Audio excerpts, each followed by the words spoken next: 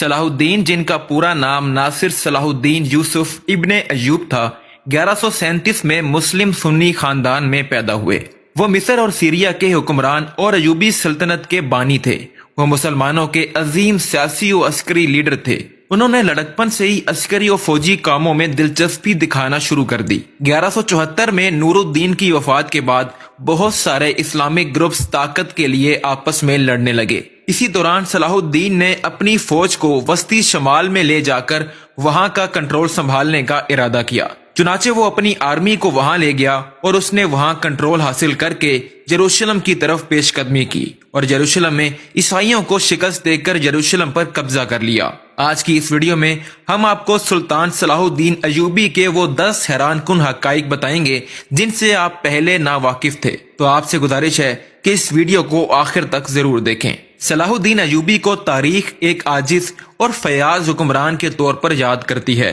وہ جانتا تھا کہ کیسے فوجی صفوں کو منظم کرنا ہے اور وہ علاقے جو اس نے فتح کیے ہوئے تھے اس میں رہنے والے لوگوں کی رہائش، خوراک اور باقی ضروریات زندگی کا اچھی طرح انتظام کیا گیا تھا۔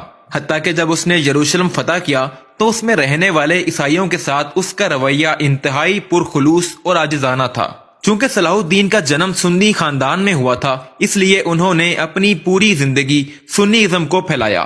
شاید آپ کو معلوم ہو کہ خلافت فاطمہ، جسے فاطمید کیلیفیٹ بھی کہا جاتا ہے، وہ 10 اور 12 قبل مسیح میں اسماعیلیہ شیعوں کے زیر اثر تھی۔ اس کے خلیفہ کے انتقال کے بعد صلاح الدین ایوبی نے وہاں کے لوگوں میں بھی سنی ازم کو پھیلایا۔ بچپن سے ہی فوجی قیادت سے بھرپور اس نوجوان نے اپنے چچا کی وفات کے بعد ان کے نقش قدم پر چلتے ہوئے محض 14 سال کی عمر میں فوج کی نمائندگی کی۔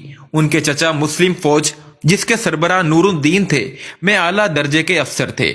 انہوں نے اپنے چچا سے جنگی صلاحیتیں اور سیاسی ہنر سیکھا اور ان کا ہر جنگ میں ساتھ دیا۔ بعد میں انہی خصوصیات کی وجہ سے اپنے چچا کی وفات کے بعد لشکر کا سپہ سالار بنا دیا گیا۔ صلاح الدین ایوبی ایک قابل طالب علم تھے۔ انہیں عربی اور سیاست میں مہارت حاصل تھی۔ محض یہی نہیں بلکہ وہ ہر نسل کے گھوڑوں کے متعلق بھی معلومات رکھتا تھا اور وہ اس دور کے چند عربی حکمران کے پڑھے لکھے لیڈرز میں شامل کیے جاتے تھے۔ وہ تمام عرب حکمرانوں کے بارے میں بھی خاص معلومات رکھتے تھے۔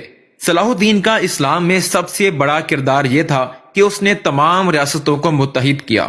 تمام ریاستوں کو متحد کرنے کا فائدہ یہ ہوا کہ وہ مسلمان جو کاروبار کی تلاش میں ایک سے دوسری ریاست نہیں جا سکتے تھے، انہیں اب دوسری ریاستوں میں بھی وسیع پیمانے پر کاروبار کرنے کا موقع ملا۔